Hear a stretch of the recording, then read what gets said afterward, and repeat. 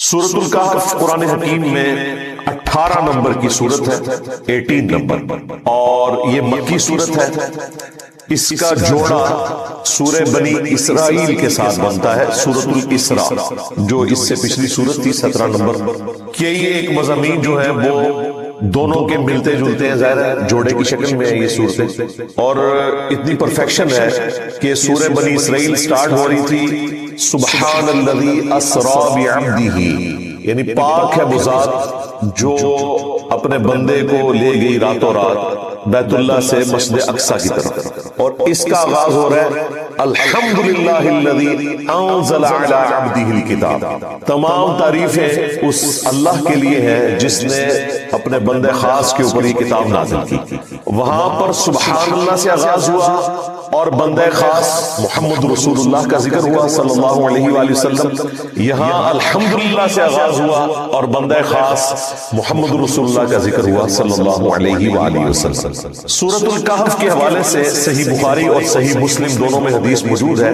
ایک صحابی تھے اسید بن حضیر، عربی میں پڑھیں گے تو حضیر رضی اللہ تعالیٰ عنہ علیہ السلام، وہ ایک رات سورۃ الکہف کی تلاوت کر رہے تھے اور اسی دوران انہوں نے آبزرو کیا کہ ان کا گھوڑا بدکنا شروع ہو گیا۔ جب انہوں نے نگاہ اٹھا کر دیکھا تو ایک بہت بڑا سایبان، بہت بڑا بادل وہ بالکل ان کے قریب آ چکا تھا، جس کی وجہ سے وہ گھوڑا بدک رہا تھا اور قریب تھا کہ وہ ان کے بچے کو نقصان پہنچاتا جو پاس موجود تھا۔ پھر انہوں نے تلاوت روک دی۔ صبح کے وقت رسول اللہ سے ذکر کیا صلی اللہ علیہ وآلہ وسلم، تو آپ صلی اللہ علیہ وآلہ وسلم نے فرمایا کہ یہ اللہ تعالیٰ کی طرف سے سکینت تھی جو نازل ہو رہی تھی۔ ایک روایت میں یہ آیا بخاری مسلم کی، اور دوسری روایت میں آیا کہ وہ فرشتے تھے جو کہ تمہاری تلاوت سننے کے لیے آئے تھے، سورۃ الکہف کی تلاوت۔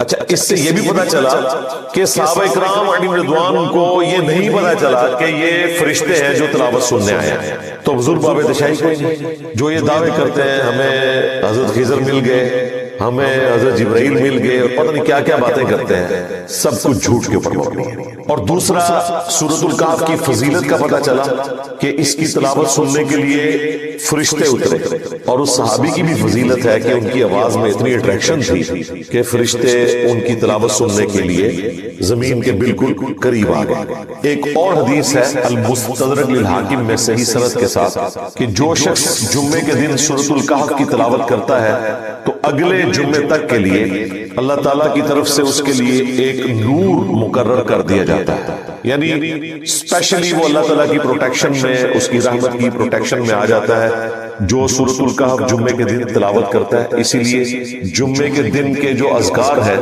یعنی کہ درود شریف پڑھنا، یہ بھی ایک نفلی ذکر ہے۔ اسی طریقے سے فجر کی پہلی رکعت میں سورہ الف لام میم السجدہ پڑھنا اور دوسری میں سورہ الدہر پڑھنا، بخاری مسلم میں آیا۔ درود شریف کا ذکر سنن نبی داؤد میں آیا۔ اسی طریقے سے بخاری مسلم میں آیا کہ جمعے کے جو دو فرض ہیں ان کی پہلی رکعت میں سورۃ الاعلیٰ، دوسرے میں سورۃ الغاشیہ، یہ سارے سنت اعمال، ویسے تو کوئی بھی سورت پڑھے نماز تو ہو جائے گی، لیکن یہ سنت اعمال ہے، انہی میں یہ والا وظیفہ بھی شامل ہے۔ پھر اسپیسیفکلی ایک حدیث صحیح مسلم میں سورۃ الکہف کی پہلی 10 آیات سے متعلق ہے کہ جو پہلی 10 آیات حفظ کر لے گا، زبانی یاد کر لے گا، تو وہ دجال کے فتنے سے محفوظ ہو جائے گا۔ جامعہ ترمذی میں ایک حدیث ہے، اس میں پہلی 3 آیات کا ذکر ہے، اور اس میں ذکر ہے جو روزانہ اس کی تلاوت کرے گا، لیکن وہ روایت شاذ ہے۔ یہ حدیث جو ہے اس کی صحت بالکل ٹھیک ہے، اور اس میں پہلی 10 آیات کا ذکر ہے حفظ کرنے کا، تو ظاہر حفظ اسی کو ہوں گی جو پڑھے گا بھی، تو کم از کم روزانہ ایک دفعہ یہ 10 آیات پڑھ لینی چاہیے۔ مسلم شریف کی ایک اور حدیث میں آخری 10 آیات کا بھی ذکر موجود ہے، لیکن یہ پہلی 10 آیات والی بات جو ہے یہ زیادہ مضبوط ہے، کیونکہ صحیح مسلم میں ایک اور حدیث ہے جو دجال سے متعلق ایک تفصیلی حدیث ہے۔ اس میں اللہ کے محبوب صلی اللہ علیہ وآلہ وسلم نے فرمایا کہ جو کوئی بھی دجال کو پائے اپنے زمانے میں اور خدا نہ خواستہ اس کا آمنا سامنا ہو جائے تو وہ سورہ الکہف کی پہلی 10 آیات کی تلاوت شروع کرتے ہیں تو اللہ تعالیٰ اسے اس فتنے سے بچا لے. قرات کے الفاظ ہیں، اس کی قرات کرنی، لہذا بعض لوگوں کی جانب سے سورۃ الکہف کو اس حوالے سے پیش کرنا کہ جی اس کے مضامین کی گہرائی جب تک آپ کو پتہ نہیں چلے گی آپ دجال کے فتنے سے محفوظ نہیں ہوں گے، اور وہ گہرائی بھی پھر جب بیان کرنی شروع کرتے ہیں اتنے گہرے چلے جاتے ہیں کہ اتنا گہرا مواد نہ قرآن میں موجود ہوتا ہے نہ سنت میں موجود ہوتا ہے نہ اس کو سپورٹیو کوئی چیز موجود ہوتی ہے. ایسے ایسے عجیب و غریب رزلٹ اس میں سے نکالنا شروع کر دیتے ہیں. بس وہ مسلم شریف کی حدیث انہوں نے لے لی کہ پہلی 10 آیات فتنے سے بچنے کے لیے، اس کے بعد انہوں نے پھر وہ چابی ایسی استعمال کی کہ جو دل کیا انہوں نے تالا کھولنا شروع کر دیا، اگرچہ وہ قرآن و سنت میں موجود ہے یا نہیں ہے. بھئی سمپل سی بات ہے کہ مسلم شریف ہی کی دوسری حدیث میں ہے کہ جو دجال کو اپنے سامنے پائے تو ان 10 آیات کی تلاوت کرے، اللہ تعالیٰ فتنے سے بچا لے گا. یہ وظیفے کے طور پر ہے، جس طرح آخری 3 سورتوں کی تلاوت آپ کو جنات سے بچا لیتی ہے، آیت الکرسی کی تلاوت آپ کو جنات کے فتنے سے محفوظ کرتی ہے، سورۃ البقرہ کی آخری 2 آیات کی تلاوت آپ کو جنات کے فتنوں سے محفوظ کرتی ہے. یہ ساری حدیثیں بخاری، مسلم، ابو داؤد، ترمذی میں موجود ہیں. صبح شام کے اذکار میں بھی میں نے ڈالی نہیں ہے. اسی طریقے سے یہ بھی ایک وظیفہ ہے تلاوت کرنے کے پوائنٹ آف ویو سے. اس کا مطلب کسی کو پتا ہے یا نہیں پتا، اور اس کے ساتھ جڑی ہوئی باقی چیزیں اس کو پتا ہے یا نہیں پتا، جو بھی اس کی تلاوت کرے گا اللہ تعالیٰ اسے دجال کے فتنے سے بچا لے گا انشاءاللہ تعالی. باقی دجال کے حوالے سے میں نے تفصیلاً مختلف مواقع کے اوپر گفتگو کی ہوئی ہے. جب سے یہ کنفلکٹ حماس کا اور اسرائیل کا شروع ہوا، دجال کا فتنہ لکھے، امام محمد مہدی علیہ السلام لکھے، حیات مسیح اور نزول مسیح لکھے، تو میری کئی ایک ویڈیوز کھل جائیں گے، ان میں نے فتنہ دجال کو تفصیل سے ذکر کیا ہے. اس سے متعلقہ جتنی احادیث ہیں بخاری مسلم میں، اور عیسیٰ ابن مریم کے ذریعے اس فتنے کا خاتمہ قرب قیامت میں، وہ ساری کی ساری احادیث کور کی. بلکہ سورہ بنی اسرائیل کے سٹارٹ میں نے جب بنی اسرائیل کو ڈسکس کیا تھا اور ان کے 2 عروج اور 2 زوال کا ذکر کیا تھا، اور اسی کانٹیکسٹ میں جو آخری خلافت علی منہاج النبوہ آنی ہے امام محمد مہدی علیہ السلام کے ذریعے، اسے ڈسکس کرتے ہوئے میں نے کافی ساری چیزیں اس میں بیان کر دی تھی. آج اس کی تفصیل میں جانے کی ضرورت نہیں ہے. ان شارٹ یہ ہے کہ دجال ایک پرسنالٹی کا نام ہے جو کانا ہوگا. صحیح مسلم میں آیا کہ تمہارا رب کانا نہیں ہے لیکن دجال کانا ہوگا، اور تم اپنے رب سے ملاقات نہیں کر سکتے جب تک کہ تم مر نہ جاؤ. یعنی مرنے سے پہلے کوئی اپنے رب کو نہیں دیکھ سکتا، اس کے لیے مرنا شرط. لہذا جو بھی انسانی شکل میں آئے اور وہ دعویٰ کرے رب ہونے کا تو وہ دجال ہے، اور اس کی نشانی یہ ہے کہ وہ کانا ہے. یہ عیب ہے اس، یعنی وہ آنکھیں تو اس کی 2 ہیں لیکن ایک آنکھ جو ہے وہ ایک ابھرا ہوا ڈھیلا ہوگا، اس میں سے وہ دیکھ نہیں سکے گا، بدصورت ہوگا. بخاری مسلم میں آیا کہ دجال کی نشانی یہ ہے کہ اس کے ماتھے پر کافر لکھا ہوگا، لیکن ایبریویشن کے اندر کاف فا را، کافر ڈائریکٹ نہیں لکھا ہوگا، حروف کی فارم میں لکھا ہوگا. یہ بھی ایک امتحان ہے تاکہ جو بزرگ بابوں کے ماننے والے ہیں وہ کاف سے کش پڑھ لیں، فا سے فیض پڑھ لیں، اور را سے روحانیت پڑھ لیں. اور جو قرآن و سنت کے ماننے والے ہیں وہ احادیث کی بنیاد پہ سمجھ لیں کہ یہ جو اتنے بڑے بڑے کرتب کر رہا ہے تو یہ کوئی غوث وقت نہیں ہے، یہ دجال ہے. وہ لوگوں کو پریشان کر دے گا، بڑے بڑے لوگوں کا ایمان متزلزل کر دے گا. اس کے حکم سے صحیح مسلم میں آتا ہے کہ آسمان سے بارش نازل ہوگی، زمین سبزہ اگائے گی. بھائی غریب آدمی کو کیا چاہیے؟ اس کی زمین سبزہ اگا دے، وہ خدا مان لیں گے. یعنی جو بابوں کی سٹوریوں سے متاثر لوگ ہیں، کرامت کو ہم بھی مانتے ہیں، معجزے کو ہم بھی مانتے ہیں، لیکن جو ثابت ہو، زبانی کلامی نہیں، وہ متاثر ہو جائے گے. اور بخاری مسلم میں آیا کہ ایک مومن کھڑا ہوگا اور وہ کہے گا تو دجال ہے. وہ کہے گا میں اتنے کام کر رہا ہوں، میں سبزہ اگا رہا ہوں، میں بارش برسا رہا ہوں، مجھے رب کیوں نہیں مان لیتے؟ وہ کہے گا کہ مجھے میرے نبی کی حدیث پہنچی ہے کہ تو دجال ہے. یہ مخلوق کہاں پائی جاتی ہے جو یہ کہتی ہے کہ نبی کی حدیث یہ ہے تو جو مرضی کر کے دکھا دے؟ وہ لوگ جو کتاب و سنت کے ماننے والے، وہ کہے گا کہ میں تیرے 2 ٹکڑے کروں گا اور قتل کر کے دوبارہ زندہ کروں گا، وہ قتل کر دے گا، بخاری مسلم کے الفاظ ہیں، اس کی لاش کے 2 ٹکڑے کر کے اس کے درمیان چلے گا، پھر وہ جوڑ کے زندہ کر لے گا اور کہے گا اب تو مان لے میں نے مردوں کو زندہ کر دیا، میں بھی عبد القادر جیلانی کا بڑا بھائی ہوں آج کے دور میں۔ وہ بھی کہانی یہ سچی بات ہے، لیکن یہ آزمائش ہو۔ مسیح الدجال کیوں کہا گیا؟ دجل کہتے ہیں عربی زبان میں دھوکہ دینے کو، بہروپیہ، دجال بہروپیہ، جو اصل میں نہیں ہے، اصل مسیح نہیں ہے، جعلی مسیح، مسیح الدجال۔ اور اصل مسیح کون ہے؟ یسوع مسیح، عیسیٰ ابن مریم۔ وہ سچے مسیح ہیں، یہ جھوٹا مسیح ہوگا۔ سچے مسیح نے بھی مردے زندہ کیے، قرآن میں آیا، جھوٹا مسیح بھی مردہ زندہ کرے گا، بخاری مسلم میں آیا، لیکن اس کی خبر دے دی گئی کہ یہ نشانی ہے، اس کے بعد کوئی اندھا بھی ہو وہ بھی پہچان لے گا کہ یہ وہی دجال ہے، لیکن کئی لوگ اس کے ساتھ اٹیچ ہو جائے۔ اب وہ مومن جب دوبارہ سے زندہ ہوگا اور دجال اسے کہے گا کہ اب تو مان لے، وہ کہے گا کہ تیرے اس عمل نے میرے ایمان میں اضافہ ہی کیا ہے، کیونکہ نبی علیہ السلام نے فرمایا تھا کہ وہ ایک مومن کو قتل کر کے دوبارہ زندہ کرے گا اور دوبارہ اس کے قتل پر قادر نہیں ہوگا، اب تو مجھے دوبارہ نہیں قتل کر سکتا، اور واقعی وہ اس کے قتل پہ قادر نہیں ہوگا، پھر وہ اسے اٹھا کر اپنی دوزخ میں پھینک دے گا۔ اور نبی علیہ السلام نے کہا کہ وہ اصل میں جنت ہوگی، وہ بندہ سیدھا جنت میں لینڈ کرے گا، اور جو اس کے ساتھ جنت ہوگی وہ اصل میں جہنم ہوگی۔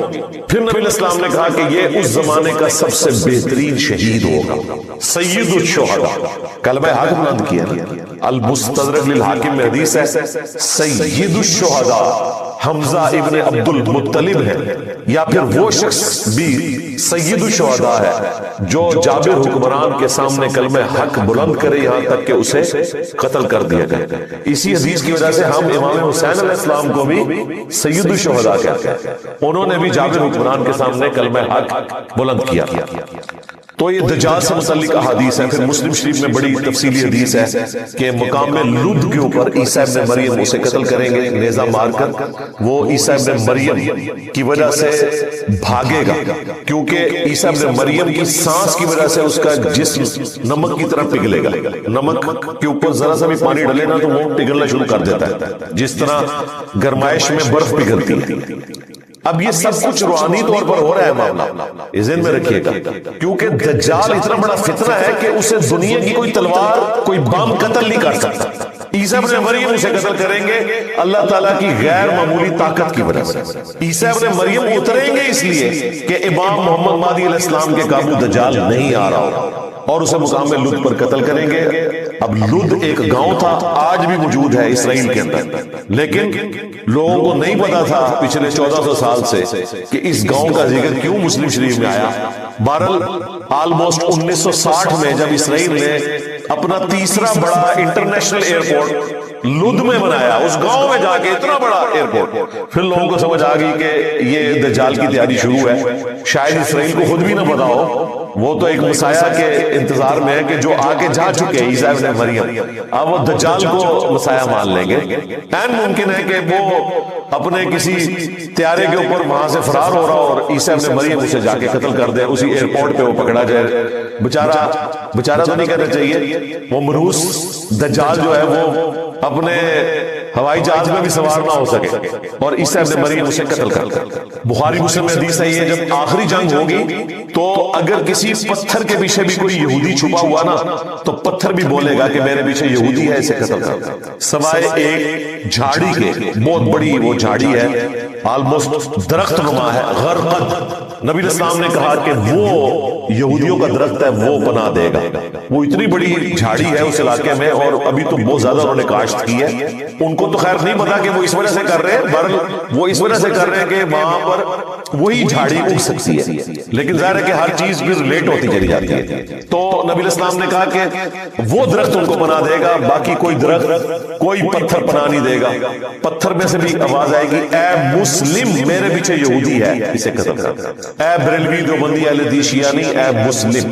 اور یہ میدان جنگ کی بات ہے، یہ نہیں ہے کہ عام حالت میں بھی مسلمانوں نے یہودیوں کو قتل کرنا ہے یا یہودیوں نے مسلمانوں کو قتل کرنا ہے۔ اس کے علاوہ بھی کئی احادیث ہیں، مشکات کی 3 جلد میں آپ وہ ساری ایک جگہ پڑھ سکتے ہیں۔ مسلم شریف میں بھی آلموسٹ اینڈ پہ جا کے دجال سے متعلق آلموسٹ 50 کے قریب احادیث ہیں، وہ آپ کو ایک جگہ قرب قیامت کی علامتوں میں مل جائیں گے، تو اس سے متعلق آپ کو ساری چیزیں پتہ چل جائیں گی۔ ان شارٹ یہ ہے، اس کے لیے کوئی مشکل ویڈیوز، مشکل لیکچرز سننے کی ضرورت نہیں ہے، بس سورۃ الکہف کی پہلی 10 آیات یاد کریں، روزانہ تلاوت کریں، ان کا ترجمہ بھی پڑھیں، وہ سمجھیں وہ ایک بہترین چیز ہے۔ لیکن اس فتنے سے بچنے کے لیے آپ نے یہ 10 آیات تلاوت کریں۔ ویسے تو فتنے کے اگینسٹ اللہ کی پناہ مانگنی چاہیے کہ فتنہ سامنے آئے ہی نہ، لیکن خدا نہ خواستہ اگر ایسا معاملہ ہو تو سورۃ الکہف کی پہلی 10 آیات ہر مسلمان کو یاد ہونی چاہیے۔ کوئی مشکل کام نہیں، روزانہ آپ یہ 10 آیات کی تلاوت شروع کر دیں، ایک ہفتے کے اندر آپ کو یاد ہو جائے گی، کوئی مشکل کام نہیں، اور پھر روزانہ ایک دفعہ پڑھتے رہے تاکہ آپ کو یاد رہے، ایک وظیفے کے طور پر بھی، اور پھر قرآن کے ہر حرف کے اوپر ایک نیکی بھی ہے۔ جامع ترمذی میں حدیث ہے کہ میں نہیں کہتا کہ الف لام میم یہ ایک حرف ہے، بلکہ یہ 3 حرف ہے۔ الف الگ سے ہے، لام الگ سے، اور میم الگ سے، تینوں پہ 10 نیکیاں ہیں، 30 نیکیاں۔ اور الف لام میم یہ تو وہ حروف ہیں جن کا معنی بھی نہیں بتایا گیا، تب بھی اس کے اوپر نیکی ہے، تو اس کو تلاوت کرنا یہ ایک الگ سے ثواب کا کام ہے۔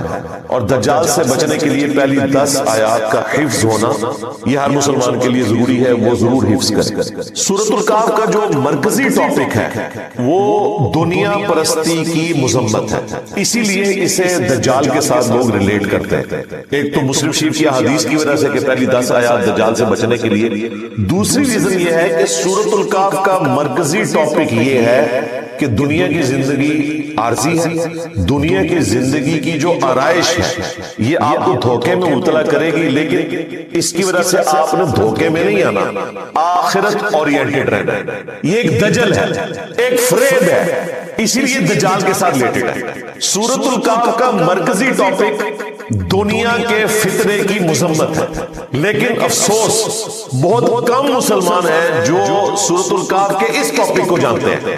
دجال کی بات تو کرتے ہیں، لیکن یہ دجالی فتنے کی بات ہو رہی ہے۔ دجال ایک پرسنالٹی بھی ہے، لیکن ایک سسٹم بھی ہے جو اس پرسنالٹی کو ویلکم کہے گا، اور وہ سسٹم ایسا ہے جس نے انسانیت کے لیے بہت کچھ کیا۔ اس وقت ہمارے اس ہال کے اندر کوئی ایک چیز بھی ایسی نہیں ہے جو کسی بزرگ کی، کسی مولوی کی بنائی ہوئی ہو، یہ ساری اسی سسٹم کی آؤٹ پٹ ہے جس کا پازیٹیو یوز بالکل درست ہے۔ آنکھیں اللہ کی نعمت ہے، پازیٹیو یوز بہت اچھا ہے، نیگیٹو کریں گے بہت برا ہے۔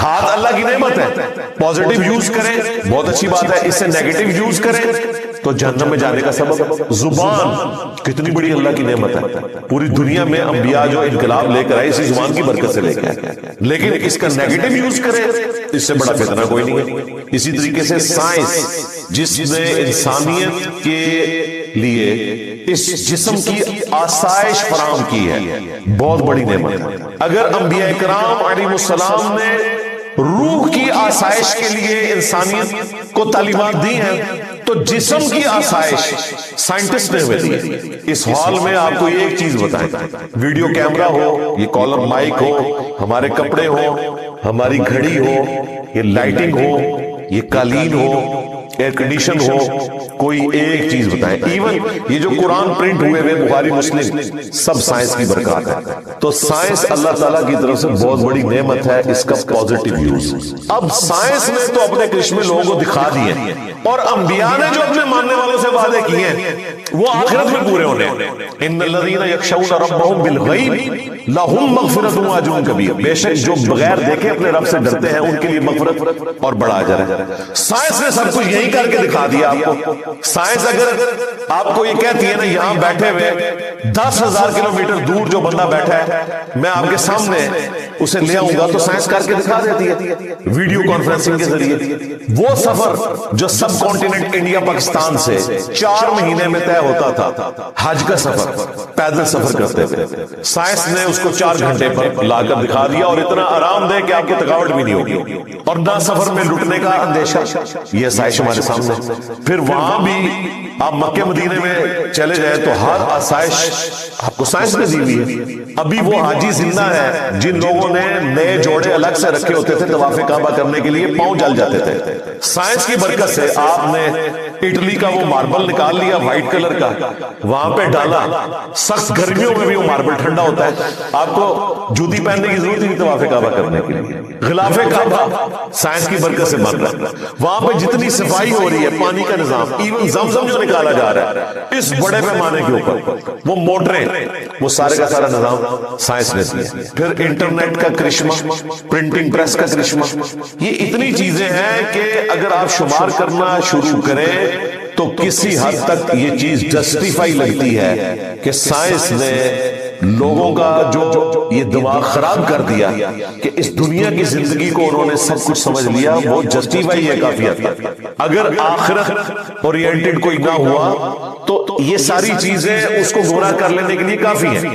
یہی دجالی سسٹم کہ مادے کی آنکھ کھلی ہوئی ہے اور روحانیت کی آنکھ بند ہے. دجال کی بھی ایک آنکھ ہے، سمبولک بھی ہے یہ بات، فزیکلی ایک پرسنالٹی بھی ہے اور ایک سسٹم بھی ہے. ہم سائنس کے مخالف نہیں ہیں، ہم نہیں کہتے کہ جی وہ دجال کی بائیں آنکھ جو ہے وہ یوں ہے تو دائیں والی ہو جائے گا، دائیں ہے تو بائیں ہو جائے. ہم کہتے ہیں دونوں آنکھیں چاہیے. ہمیں ریویلڈ نالج بھی چاہیے، وہی کا علم بھی، اور ایکوائرڈ نالج بھی، سائنس کا علم بھی. ان دونوں کو ملا کر انسانیت کی بہتری ہوگی. روح کی غذا انبیاء پرووائڈ کرتے ہیں اور جسم کی غذا آسائش ہمیں سائنس پرووائڈ کرتے ہیں. اگر وہ جرمن سائنٹسٹ امونیا نہ ایکسٹریکٹ کرتا اور ہمیں کھاد نہ ملتی تو آج دنیا بھوک سے ہی مر جاتی.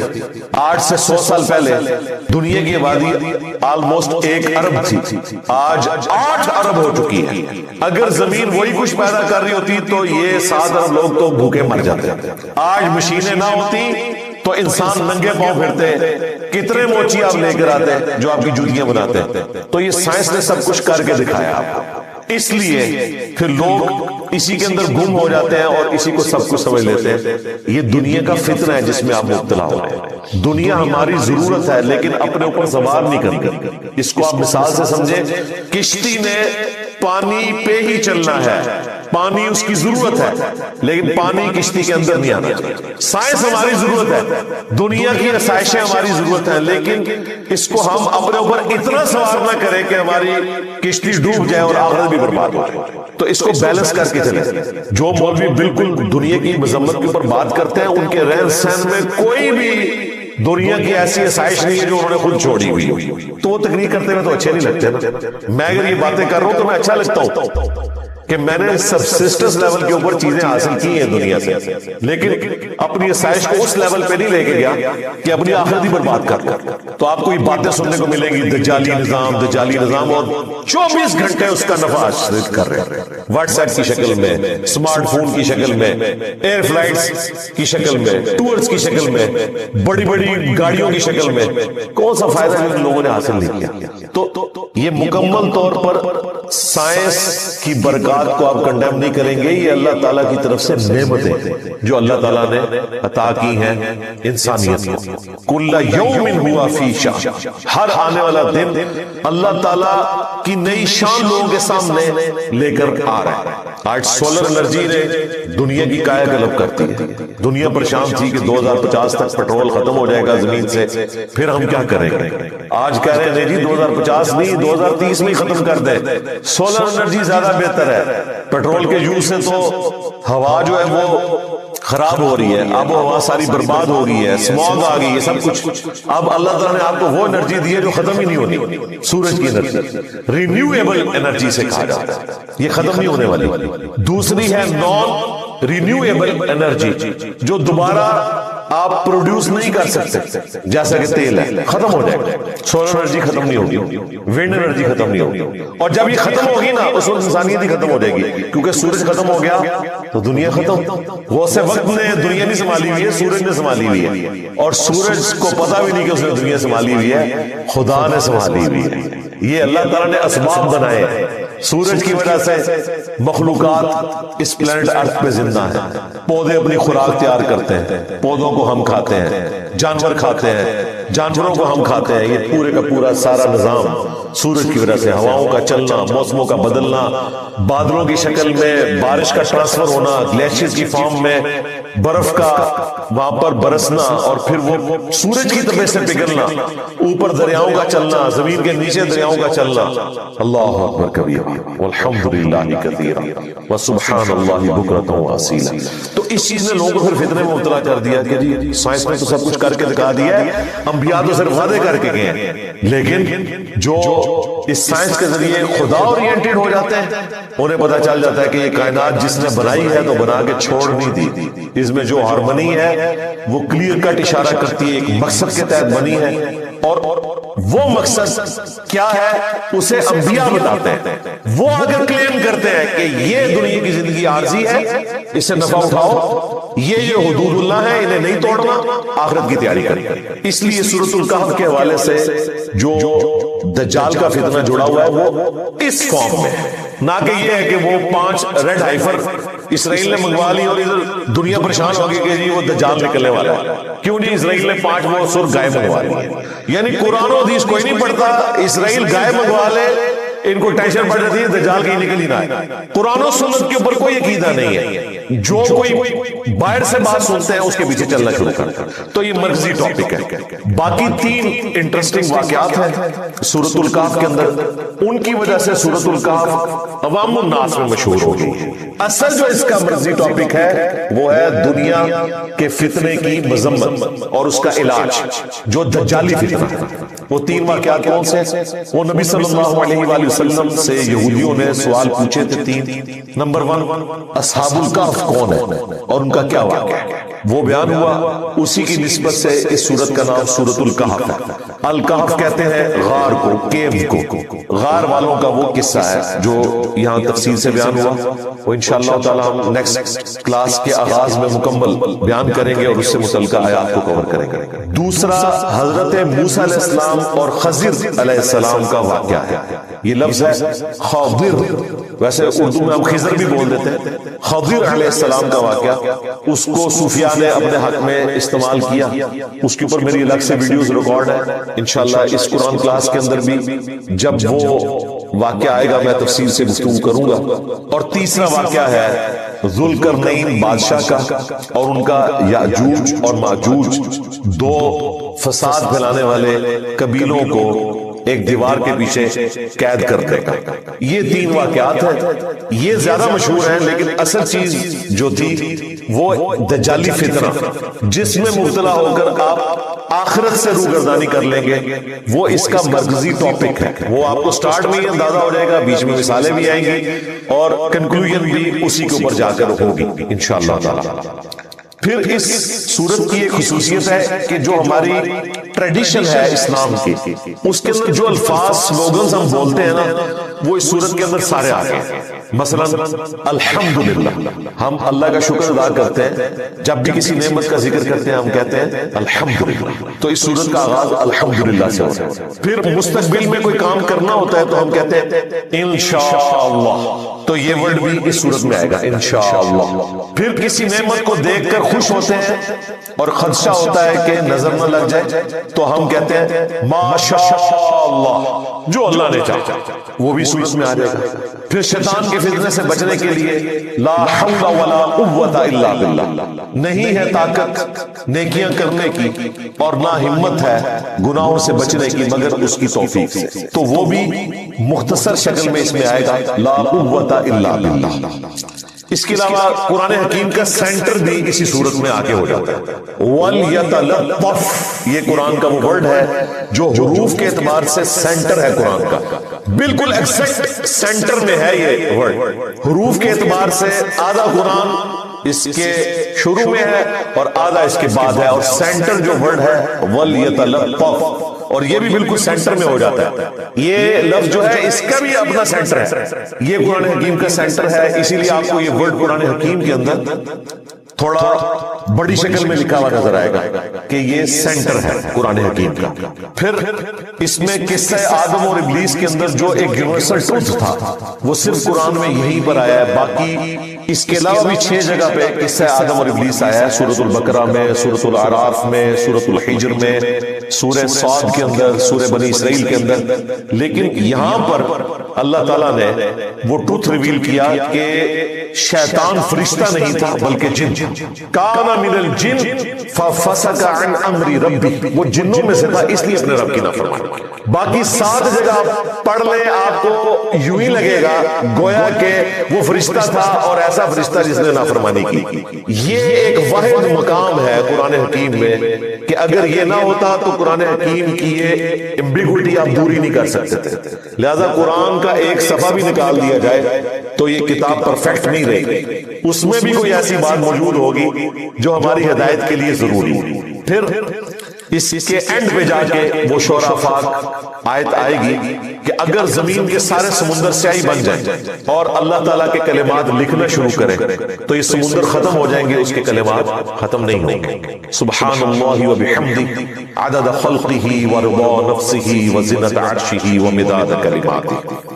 بلکہ سورہ لقمان میں تو آیا کہ زمین کے سارے درخت اگر ان کی کلمے بنا لی جائیں اور یہ سارے سمندر سیاہی بن جائیں اور 7 سمندر اور بھی اس میں شامل کر لیں تب بھی تیرے رب کے کلمات ختم ہونے والے نہیں۔ اور پھر اس کی آخری جو 2 آیات ہیں وہ 2 قل ہیں، جو میں نے کہا تھا سورہ بنی اسرائیل کی آخری 2 آیات بھی قل کے ساتھ ہے، اس کی بھی قل کے ساتھ ہے۔ اور جو آخری آیت ہے 110 نمبر وہ مشہور زمانہ آیت ہے، قل انما انا بشر مثلکم، اے نبی تم فرما دو کہ انسان ہونے میں ایز اے اسپیشی میں بھی تمہاری طرح کا ایک انسان ہوں۔ مرتبے کی بات نہیں ہو رہی، اسپیشی مرتبے میں تو کوئی فرشتہ بھی رسول اللہ کے مرتبے کو نہیں پہنچ سکتا صلی اللہ علیہ وآلہ وسلم، لیکن آپ کی نوع جو ہے، آپ کی جنس جو ہے وہ انسان، تو اس کے اوپر یہ صورت مکمل ہو جاتی ہے۔ میں نے آلموسٹ کوئی 40 منٹ تو آپ کے لے لیے ہیں اسی کے اوپر، جس میں سورۃ الکہف کا ایک تعارف بلو پرنٹ کی شکل میں آپ کے سامنے رکھ دیا۔ اب انشاءاللہ تعالی جب ہم اسے کور کریں گے تو ساتھ ساتھ آپ کو یہ ساری چیزیں سمجھ آنا شروع ہو جائیں گی۔ آج ہم انشاءاللہ تعالی شروع کی چند آیات کور کریں گے اور اصحاب الکہف کی جو دعا ہے اسی کے اوپر کنکلوڈ کریں گے، اس دعا کو بھی یاد کریں۔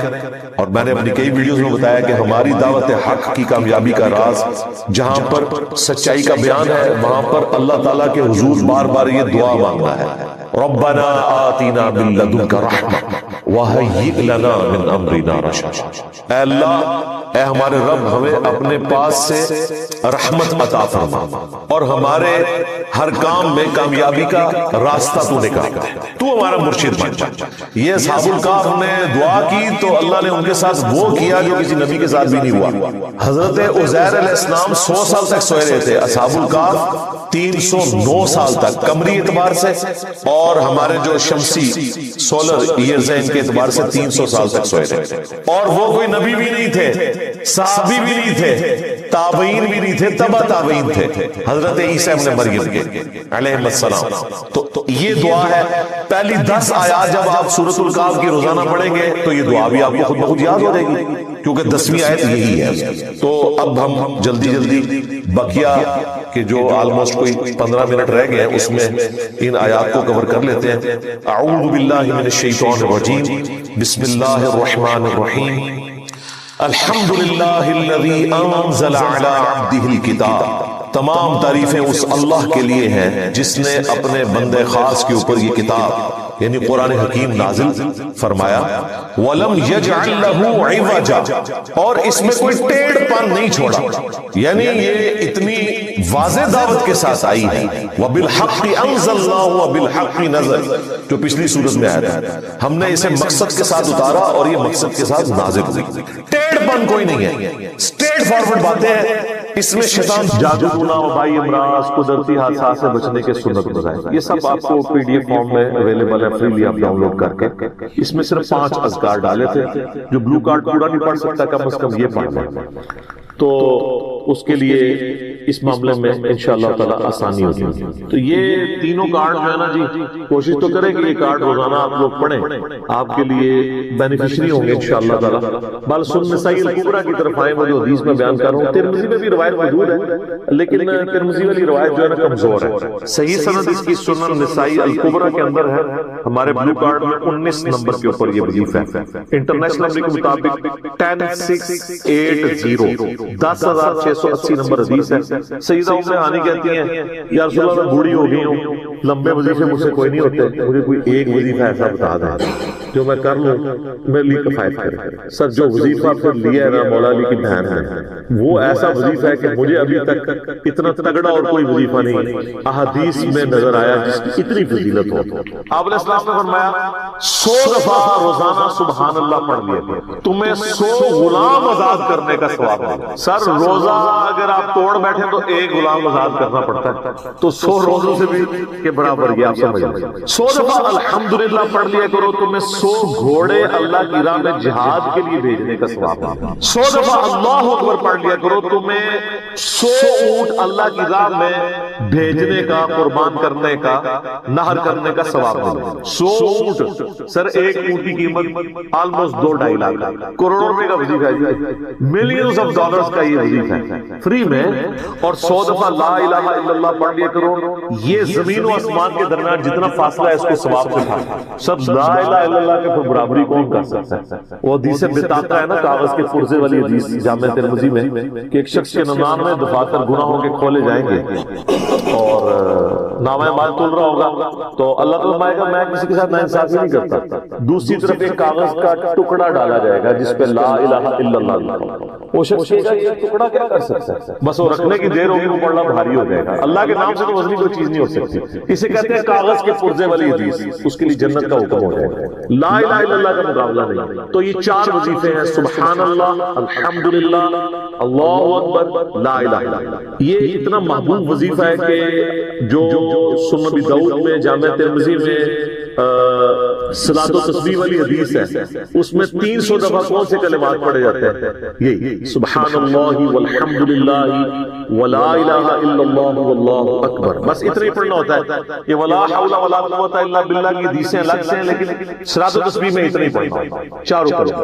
حتیٰ کہ صحیح مسلم میں حدیث ہے، نبی علیہ السلام نے فرمایا یہ 4 کلمات مجھے ہر اس چیز سے بڑھ کر محبوب ہیں جن پہ سورج طلوع ہوتا ہے، یعنی دنیا اور جو کچھ دنیا کے اندر ہے اس سے بڑھ کر مجھے یہ چیز محبوب ہے کہ میں یہ 4 کلمات کہہ لوں، سبحان اللہ والحمدللہ ولا الہ الا اللہ واللہ اکبر۔ اور صحیح مسلم کی ایک اور حدیث ہے کہ نبی علیہ السلام نے فرمایا اللہ تعالیٰ کو اس سے بڑھ کر کوئی اور کلمات محبوب نہیں ہے، اور یہ حصہ بخاری میں بھی ہے، اور اس میں اللہ تعالیٰ کی طرف سے کوئی پابندی نہیں ہے، تم ان کی ترتیب بھی بدل سکتے ہو، یعنی سبحان اللہ کے بعد آپ اللہ اکبر پڑھ لیں، پھر لا الہ الا اللہ، کوئی فرق نہیں۔ یہ ایک اوپن چیز ہے، آپ یوں بھی کر سکتے ہیں کہ پہلے 100 دفعہ پڑھ لیں سبحان اللہ سبحان اللہ سبحان اللہ، الحمدللہ الحمدللہ الحمدللہ، اللہ اکبر اللہ اکبر، کیونکہ راہ کو پھر لام سے ملائیں گے، اللہ اکبر اللہ اکبر اللہ اکبر، لا الہ الا اللہ لا الہ الا اللہ لا الہ الا اللہ۔ اور یوں بھی پڑھ سکتے ہیں، وہ زیادہ بہتر ہے، سبحان اللہ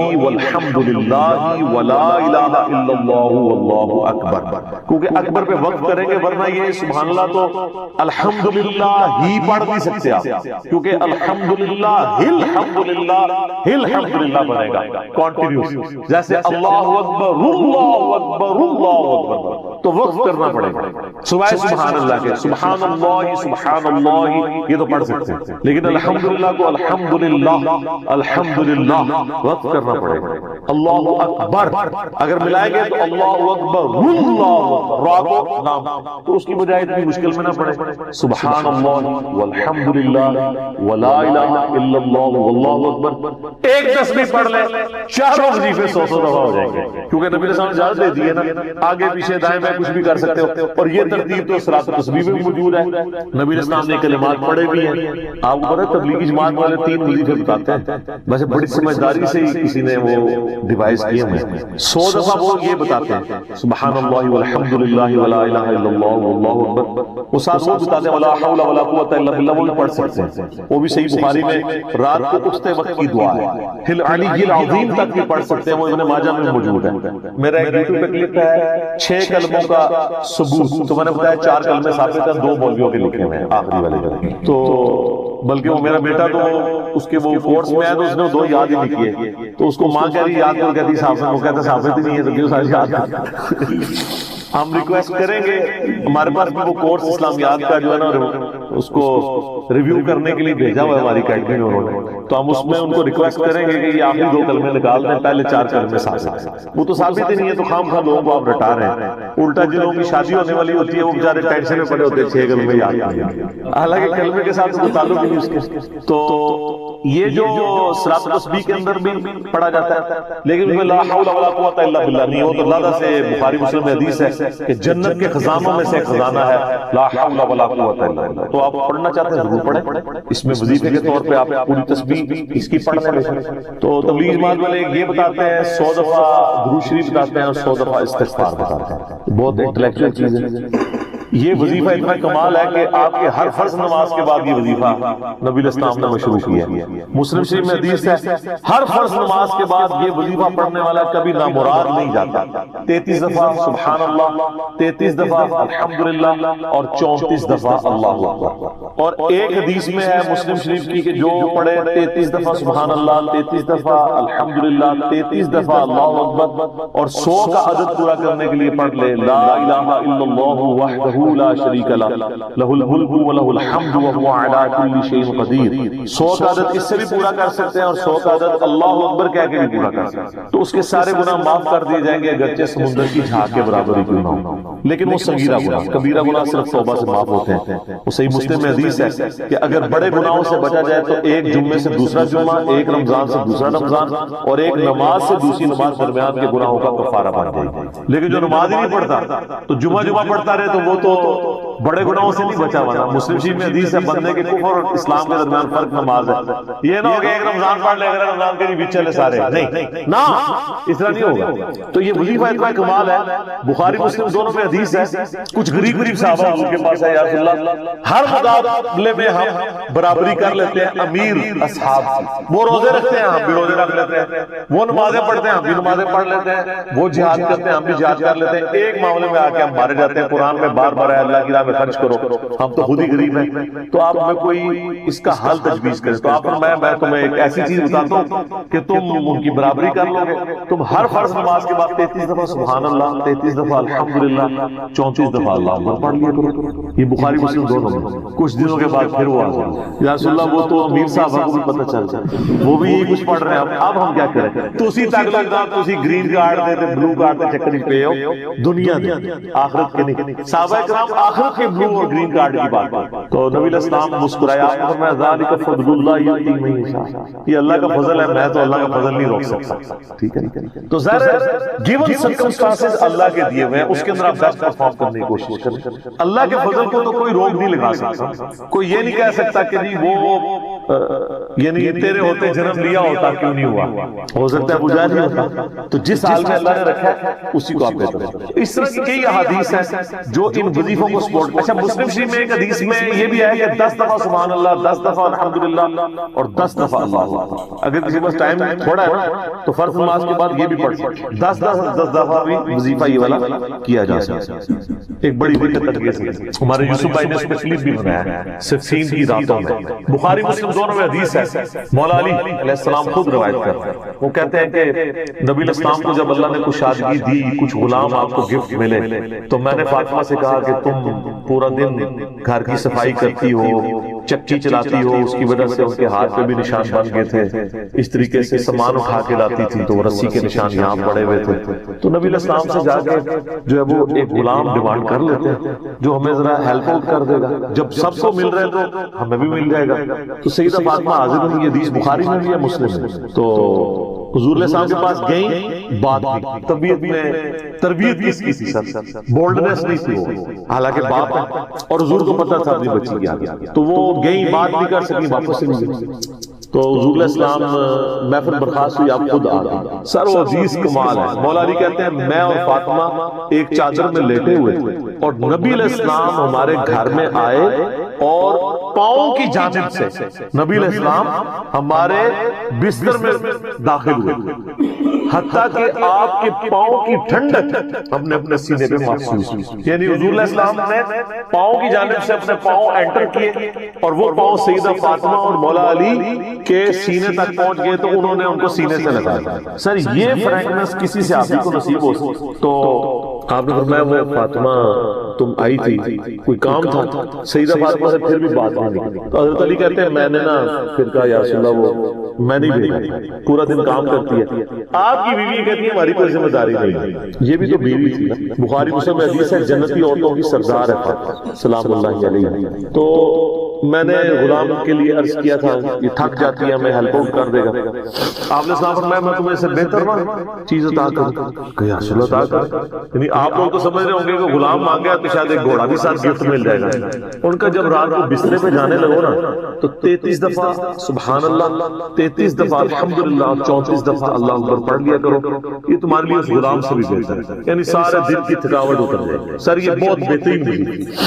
تو اچھا یہ حدیث مولا علی پوری زندگی سنایا کرتے تھے کیونکہ حضرت فاطمہ اور مولا علی کی ایک محبت بڑی مثالی تھی۔ پھر لوگ بھی جو ہے نا وہ مولا علی سے پوچھا کرتے تھے وہ فاطمہ والی حدیث تسبیح فاطمہ، اسے تسبیح فاطمہ اس لیے کہا جاتا ہے۔ تو یہ حدیث جب بیان کی مولا علی نے تو آگے نے تابعین نے پوچھ لیا بخاری مسلم دونوں میں کہ حضرت علی کہتے ہیں کہ وہ دن ہے آج کا دن ہے میں نے کبھی یہ وظیفہ چھوڑا نہیں۔ سر استقامت تو خود مل جاتی ہے جس کے بسترے میں جا کے نبی علیہ السلام وظیفہ سکھا رہے ہوں تو وہ پوری زندگی اس واقعے کو کبھی بھول سکتا ہے کہ مجھے خود آ کے میرے بسترے میں آ کے اور حتیٰ کہ آپ کے قدم مبارک میرے سینے سے لگے تھے، اس حال میں حضور نے مجھے یہ تحفہ دیا ہے، وہ تحفہ کوئی بھلا سکتا ہے؟ تو تابعی نے کہا کہ مولا علی سے کہا کہ کیا جنگ صفین کی راتوں میں بھی آپ یہ وظیفہ پڑھا کرتے تھے جب مسلمانوں پہ اتنا مشکل وقت تھا، آپ میدان جنگ میں تھے، آپ دیکھیں 30 سال کے بعد مولا علی کو تلوار دوبارہ اٹھانا پڑی اسلامی نظام کو بچانا، تو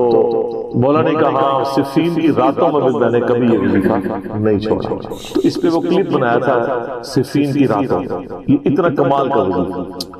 اللہ تعالیٰ ہمیں اس وظیفے پہ استقامت دے اور کچھ نہ کر سکیں یہ ضرور کیا کریں۔ بخاری مسلم میں حدیث ہے عائشہ کہتی ہیں نبی علیہ السلام نے فرمایا کہ اللہ تعالیٰ کو سب سے بڑھ کر محبوب عمل وہ ہے جو مستقل مزاجی سے کیا جائے خواہ تھوڑا ہی کیوں نہ ہو، بنسبت اس عمل کے جو بہت زیادہ ہو لیکن مستقل مزاجی سے نہ ہو۔ ایک بندہ ایک دن 1000 دفعہ سبحان اللہ پڑھتا ہے، اگلے دن 10 دفعہ پڑھتا ہے، اس سے بہتر روزانہ ہی 10 دفعہ پڑھتا ہے۔ تو یہ وظیفہ 100 دفعہ پڑھنے کے لیے کوئی زیادہ ٹائم ریکوائرڈ نہیں ہوتا۔ آپ روٹین میں آپ پاس دونوں آپشن ہیں، الگ الگ کر کے پڑھ لیں تب بھی ٹھیک ہے، ایک ہی دفعہ میں پڑھ لیں سبحان اللہ والحمدللہ ولا الہ الا اللہ واللہ اکبر تب بھی درست۔ اور فرض نماز کے بعد تو اور کوئی وظیفہ، ایک آیت الکرسی والا وظیفہ اور یہ تسبیح فاطمہ والا وظیفہ اور تکبیر بلند کرنا، استغفار پڑھنا، اللہم انت السلام منک السلام، سارے اذکار اس میں لکھے ہوئے، چند ایک وظائف کو ضرور پڑھیں اور اس میں یہ والا وظیفہ کبھی نہ چھوڑیں، یہ بہت ایکسٹرا ہونا۔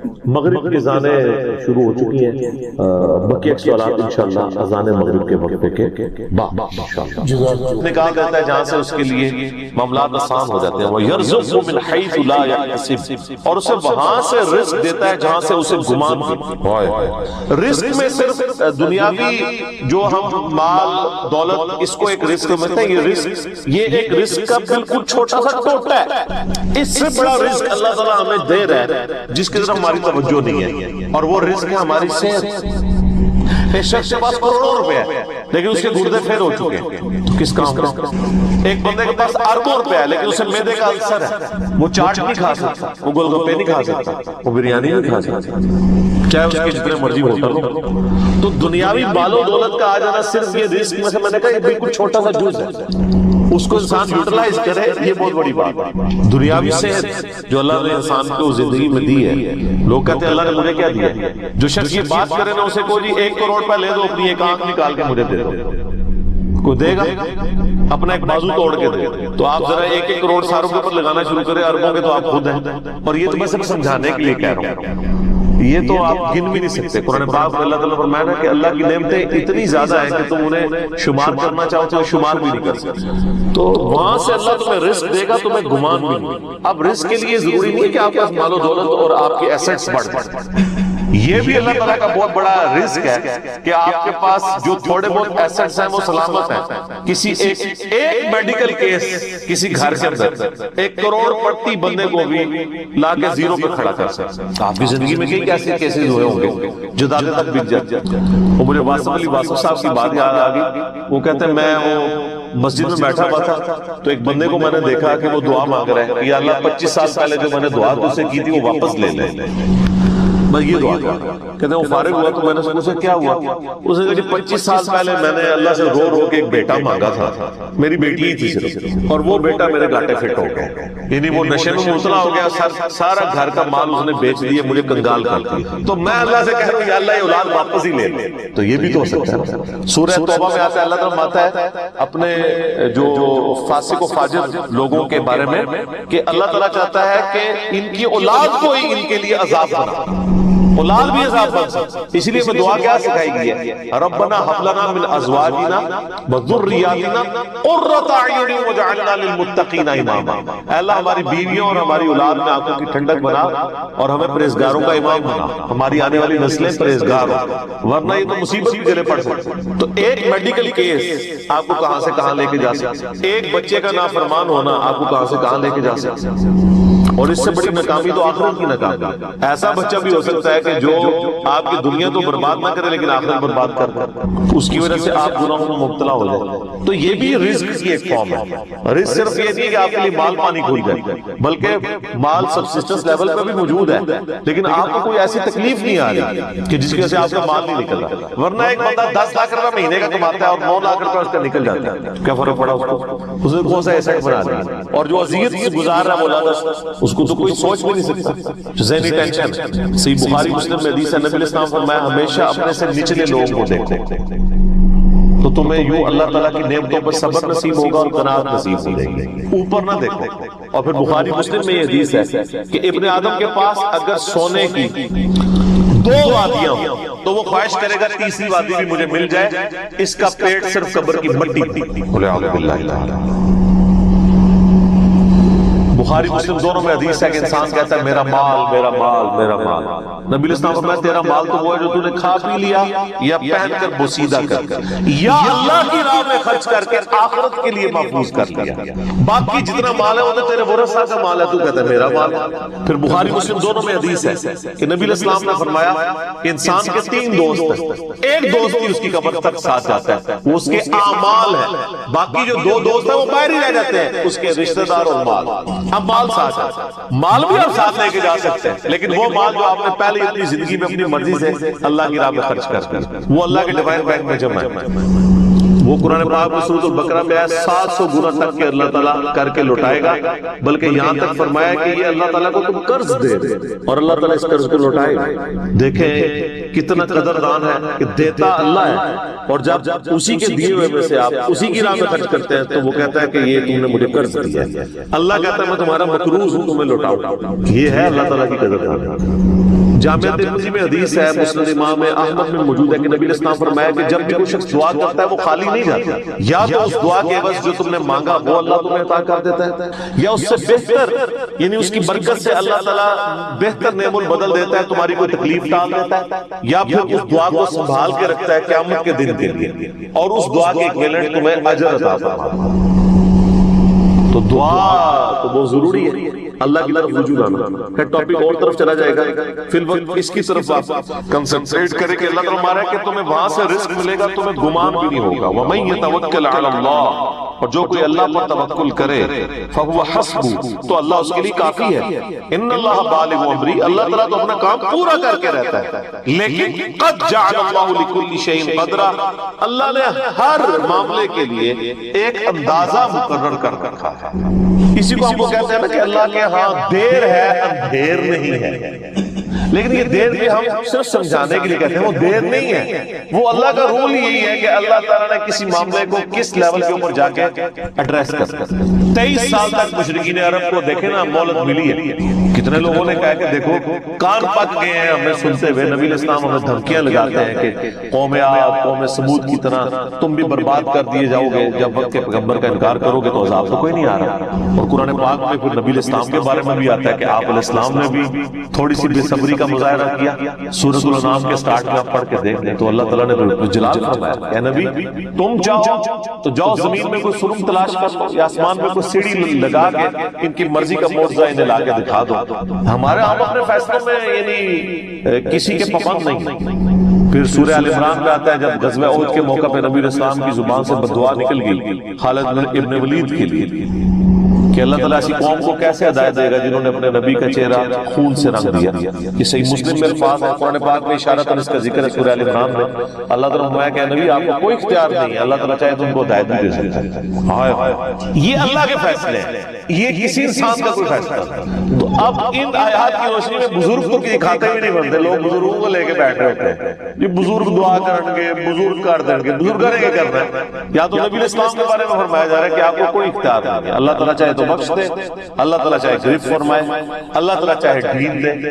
اللہ نے ہر کام کے لیے ایک اندازہ مقرر کیا ہوا ہے، وہ اسی موقع کے اوپر اللہ تعالیٰ اس چیز کو اسٹیبلش کرتا ہے۔ وہ اللہ کے ڈیوائن علم میں ہے کہ کب اللہ تعالیٰ نے اسلام کا غلبہ کروانا ہے۔ جب نہیں کروایا تو 13 سال میں 125 بندے مسلمان ہوئے ہیں اور اگلے 13 سال کے اندر دونوں سپر پاورز بھی الٹ دی گئی، دونوں طرف ٹائم پیریڈ تو ایک ہی ہے۔ تو یہ اللہ تعالیٰ فیصلہ کرتا ہے۔ عمر اور رزق میں برکت کے لیے کوئی وظیفہ بتا دو۔ اس میں نے بتا دیا نا، صحیح بخاری مسلم دونوں میں حدیث ہے، نبی صلی اللہ علیہ وآلہ وسلم فرمایا جو شخص یہ چاہے کہ اس کے رزق میں برکت کر دی جائے، عمر دراز کر دی جائے، تو اپنے رشتہ داروں کے ساتھ اس میں سلوک کرے۔ لیکن یہ بھی تقدیر میں لکھا ہوا ہوگا کہ وہ کرے گا تو یہ ہو جائے گا، تو اسی کو توفیق ملے گی نا۔ تو اللہ تعالیٰ اس کی عمر میں برکت، عمر میں برکت صرف یہ نہیں ہے کہ ایک بندہ 60 سال کا تو اب 100 سال کا مرے، کئی 100 سال کی زندگی پاتے ہیں اور کام جوانی کا بھی نہیں کر کے مرتے ہیں، اور بعض لوگ 50 سال میں اتنا کام۔ امام شافعی کی عمر 55 سال تھی جب فوت ہوئے ہیں، چلو شافعی کو تو چھوڑ دیں، اس سے پہلے آ جائے عمر بن عبدالعزیز 38 سال کی عمر میں فوت ہوئے ہیں۔ 38 سال کی عمر میں 3 براعظموں پہ ایسے نقوش چھوڑ گئے کہ آج دنیا حیران ہے۔ تو ان کو تو عمر بھی کوئی نہیں ملی۔ یہ نہیں ہوتا کہ آپ کو عمر کتنی ملی ہے، آپ نے اس عمر میں کیا کیا ہے۔ آپ اللہ تعالیٰ آپ کو اسی ٹائم میں اتنی برکت۔ میں اپنے لیے آپ کو بات کرتا ہوں، میں کسی کیا بات کروں، میری زندگی خود اس چیز کا نمونہ ہے۔ آج جب لوگ یہ نہیں کہتے ہیں یار اس نے اتنے ویڈیوز چڑھا دی ہیں، کتنے بیٹھ کے ریکارڈ کرانا رہتا، حالانکہ ہفتے میں ایک ریکارڈ ہوتی ہے، روزانہ ہوتی بھی نہیں، لیکن کنسسٹنسی کے ساتھ، اللہ کی مدد کے ساتھ آپ اگر یہ کام لے کے چلتے رہے تو slow and steady wins the race. تو آج چیزیں آپ دیکھ لیں ہزاروں کی تعداد میں آپ کے سامنے، اور یہ حالات اللہ تعالیٰ فیوریبل کرتا ہے۔ میں یقین کریں، میں اپنے بھائیوں کو کہتا ہوں، میں جب بھی درس، ابھی آج کا درس میں نے کرنا تھا نا، وہ ہندو کا جواب دینا تھا، تو میں نے پورے ہفتے سے دعائیں شروع کی تھی، اللہ زندگی دے دے، حالات فیوریبل ہو جائے، ٹرانسفارمر بھی نہ اڑے ہمارا، جنریٹر بھی چلتا رہے، سارے معاملات چلتے رہے، اور فرار بھائی بھی ٹائم پہ آ جائے، ٹھیک ہو گیا جی، کالر مائک بھی چل جائے، کیمرے کی بیٹری چارج ہو، ساری چیزیں یہ میں جو چیز میرے اختیار میں کر کے یا اللہ تو نے کروانی ریکارڈنگ، میں تو کچھ بھی نہیں، ٹھیک ہے۔ اپنے پورے ریسورسز مینج کر کے بھی اللہ کی نظر ہوتی ہے۔ حالانکہ میرے دوستوں کو پتا ہے میں کتنا وہمی ہوں، میرے آفس میں بھی نا جب سب سے مشکل کوئی ٹاسک میرے والے کیا جاتا ہے اور وہ ہمارے باس کہتے ہیں یار اس کو دے کے تم بھول جاؤ گے، وہ کام کر کے آپ کو بتائیں، تو کیوں میں وہمی، جس کام میں ہاتھ ڈالتا ہوں نا میں دنیاوی اعتبار سے ہر چیز اس کے حوالے سے مینج کرتا ہوں، لیکن ساتھ مسبب الاسباب پہ نظر ہوتی ہے کہ یا اللہ یہ جو کچھ میں کر رہا ہوں نا یہ تو میں اسباب کر رہا ہوں نا، میرے ساتھ کوئی پرابلم ہو سکتی ہے، کسی کے ساتھ کوئی ٹائم اس کے اوپر فیملی کے اوپر کوئی ایسا ایشو آ سکتا ہے کہ درس کینسل کرنا پڑ جائے، ہو سکتا ہے۔ جس نے ایک بار اچانک جو ہے وہ ہمارا درس کینسل ہو گیا تھا، عثمان بھائی کی والدہ فوت ہو گئی تھی، ہمیں اپنا درس کینسل کرنا پڑا، ایگزیکٹ اسی دن ہی ہو گیا اس طرح، تو وہ حالانکہ ہمارا درس پورا تیار، مسئلہ 41 اس دن ریکارڈ ہو رہا تھا، جو کئی سال پہلے کی بات، کس سال کی بات ہے، 5 سال پہلے کی بات، تو اپنا ہر چیز مینج کی تھی، لیکن اینڈ ٹائم پہ وہ مسئلہ کھڑا ہو گیا۔ میرے اپنے بھی کئی کلوز ریلیٹیو فوت ہوئے، لیکن اللہ کا شکر ہے اتوار مطلب وہ درس سے 1-2 دن آگے پیچھے ہی ہوئے، تو اللہ تعالیٰ نے یعنی معاملات کو سیٹل کر دیا. یہ ساری چیزیں سر فیوریبل ہونا پھر تو یہ وہ سوال کی طرف آؤ کہ رشتہ داروں سے اس میں سلوک کریں, اللہ تعالیٰ رزق میں اضافہ کرے گا, عمر میں اضافہ کر دے گا, یعنی برکت ڈالے گا, تھوڑی چیز بھی کفایت کر دے گی. ابو داؤد میں ایک حدیث ہے, ایک صحابی کہتے ہیں میری ماں فوت ہوگی, فرمایا اپنی خالہ کے ساتھ سلوک کر. ٹھیک ہو گیا, تو یہ رزق کے بڑھنے کا ذریعہ. باقی دعا تو ایک ہی, اللہم ربنا آتنا فی الدنیا حسنہ وفی الآخرۃ حسنۃ وقنا عذاب النار. یہ دنیا کے ہر کام کے لیے دعا ہے, رزق کی برکت کے لیے, اولاد کے لیے, اولاد کے اچھے مستقبل کے لیے, لڑائی جھگڑا ختم کرنا, دنیا کی ہر چیز اس میں داخل ہے. کیوں؟ ربنا آتنا فی الدنیا حسنہ, دنیا میں ہر چیز حسنہ عطا کرتے, اور آخرت کی ہر چیز داخل ہے. وفی الآخرۃ, آخرت میں قبر بھی شامل ہے, میدان حشر بھی, میدان عدل بھی. یہ واقعہ عذاب القبر, واقعہ عذاب الحشر, یہ کہنے کی ضرورت نہیں ہے. بخاری مسلم حدیث ہے کہ مر کے اس کی قیامت قائم ہوگی, وہ آخرت میں داخل ہو. اس میں سب کچھ ہے. اس میں ایک صحیح مسلم کی حدیث میں بتا دیتا ہوں, ایک صحابی تھے, بیماری کی وجہ سے اتنے کمزور ہو گئے کہ چڑیا کی طرح ان کا جسم ہو گیا. یہ آپ کو دعا والے چیپٹر میں مشکات میں دوسری جلد میں بھی یہ حدیث مل گئی, صحیح مسلم کی. نبی صلی اللہ علیہ وسلم کی عادت کے لیے آئے, آپ نے حالت دیکھی, آپ نے فرمایا تو اللہ سے کیا مانگتا ہے؟ آپ پتہ چل گیا کہ مسئلہ کوئی گمبھیر ہے. کیا یا رسول اللہ, میں اللہ سے ایک ہی دعا کرتا ہوں کہ یا اللہ جو تو نے مجھے آخرت میں عذاب دینا ہے نا, وہ دنیا میں نعوذ باللہ من ذلک, اللہم اجرنا من النار. نبی صلی اللہ علیہ وسلم, او سبحان اللہ, اللہ پاک ہے غلطیوں سے. اس کا مطلب یہ ہوتا ہے کہ انسان ہی غلطیاں کرتا ہے. اور تو اللہ سے یہ چیز مانگ رہا ہے, اور تیرے اندر ہمت ہے کہ تو آخرت کیا دنیا کا بھی اللہ کا عذاب برداشت کر سکے, اور تجھے تو چاہیے تھا تو دعا کرتا اللہم ربنا آتنا فی الدنیا حسنہ وفی الآخرۃ حسنہ وقنا عذاب النار. تو دنیا اور آخرت, یہ فنیٹک وہ صوفیہ والا کنسیپٹ نہیں. ٹھیک ہے, یہ دنیا میں گگڑے بن کے رو, اور اس طریقے سے جوئیں بھی ڈلی رہے, اور کپڑے بھی اتارے رکھو, اور پہنچے ہوئے حضور, یہ پتہ لگا کتنے پہنچے رہے. تو وہ صحابہ کہتے ہیں جب انہوں نے یہ دعا کی نا, تو چند ہی دنوں میں وہ اس طرح صحیح ہو گئے جیسے مردہ زندہ ہو جاتا ہے اس دعا کرنے. دنیا کی ہر بھائی کوئی بندہ نے پیپروں میں پاس ہونا یہ دعا کرے, لیکن صرف دعا کرنے کی کوشش بھی کرے, کوشش کے بعد دعا, دونوں چیزیں پہلے. کوئی شخص اپنے پر خود تقدیر غالب کروا دینا, پھر دعا کچھ نہیں کرتی. یعنی ایک بندہ کہے کہ میں بسم اللہ پڑھ کے ساکٹ میں 2 انگلیاں ڈال نہیں, وہ آپ نے اپنے اوپر تقدیر خود غالب کرا رہا ہے. آپ کہہ نہیں میں بسم اللہ الذی لا یضر دعا پڑھ لوں, اور جا کے میں جناب کوبرا صاحب کے آگے ہاتھ ایسے کر دوں, تو سر پھٹ لے گا, تو چھڑے گا نہیں, کیونکہ آپ نے خود اپنے اوپر تقدیر غالب کروائی نا. جب آپ اپنے اوپر خود تقدیر غالب کرواتے ہیں, آپ بسم اللہ الذی لا یضر پڑھ کے, یہ تو نہیں کہ اسٹیرنگ سے ہاتھ اٹھا لیں اور آگے بند کر لیں تو جا کے ٹھوکیں گے سیدھے. جب کوئی شخص خود تقدیر غالب کرواتا ہے, پھر دعا کچھ نہیں کرتی. دعا ہے تدبیر کے ساتھ, کیونکہ اس طرح دنیا کا نظام نہیں چل سکتا تھا نا. تو یہ دعاؤں کا یہ ہوگا کہ جو ناگہان, اسی لیے آپ دیکھیں حدیث کے الفاظ کیا ہے کہ ناگہانی آفت, خود لائی ہوئی آفت نہیں, ناگہانی آفت.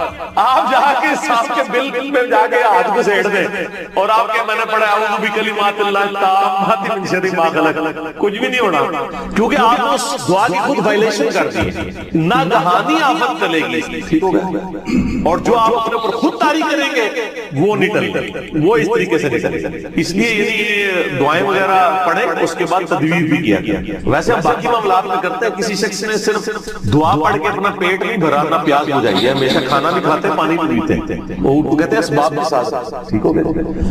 وما من دابۃ فی الارض, اور زمین پہ چلنے پھرنے والی کوئی بھی مخلوق ایسی نہیں ہے, الا علی اللہ رزقها, مگر یہ کہ اس کا رزق اللہ کے ذمہ کرم کے اوپر. ہمیں تو چند ایک مخلوقات نظر آ رہی ہیں نا جن کا رزق آپ دیکھ رہے ہیں. ابھی اگر آپ کو ویل مچھلی کا رزق بتایا جائے جو پیسیفک میں اور اٹلانٹک میں آج بھی ہزاروں کی تعداد کے اندر ہے, ایک چھوٹی ویل مچھلی بھی ایک وقت کا 500 کلو گوشت کھا جاتی ہے, 500 کلو. اور جو بڑی ویل مچھلی ہے وہ تو آپ چھوڑ دیں, 30 ہاتھیوں کے برابر بھی ویل مچھلی ہے. اتنی بڑی بڑی ویل مچھلی ہے, 30 ہاتھی, 30 ان کے برابر ایک ویل مچھلی. اس کا رزق بھی اللہ تعالیٰ پورا کرتا ہے. آپ کو تو بس چڑیاں نظر آ جاتی ہیں زیادہ زیادہ, تو کسی کے دماغ میں آ سکتا ہے کہ یار چڑیوں کا رزق اللہ پورا کر رہا ہے, تو زیادہ زیادہ اتنا ہی دماغ میں رزق آتا ہے. آپ ذرا ان جانوروں کے بارے میں سوچیں, اتنے بڑے بڑے جانور سمندر کے, خشکی میں تو اتنے بڑے جانور ہی نہیں ہیں جتنے پانیوں کے اندر موجود ہے، اور ان تمام کے رزق کی ذمہ داری اللہ تعالیٰ نے لی ہوئی ہے۔ لیکن یہ رزق کی ذمہ داری ہے کوشش کے ساتھ جڑی ہوئی ہے۔ یہ نہ سمجھیں کہ ویل مچھلی کے منہ میں آگے اللہ تعالیٰ کو چیز ڈال دیتا ہے، نہیں، کوشش کرنی پڑتی ہے، انسان کو بھی کوشش کرنی پڑتی ہے۔ اللہ نے دنیا کو اسباب کے ساتھ جوڑا ہے، کوشش کرو گے رزق ملے گا۔ پوٹینشلی رزق اللہ تعالیٰ نے قیامت تک کے لیے اس پلانٹ ارتھ پہ رکھ دیا۔ دیکھیں آج سے آلموسٹ 200 سال پہلے تک تو کسی کو پتہ ہی نہیں تھا کہ زمین میں انرجی کا اتنا بڑا خزانہ موجود ہے تیل کی شکل میں۔ 1853 میں وہ پہلا کنواں پنسلوینیا میں امریکن اسٹیٹ کے اندر دریافت ہوا تھا، کرنل ایڈون نے کیا تھا۔ اتنی ماشاءاللہ مٹھی داڑھی تھی، ایک کرسچن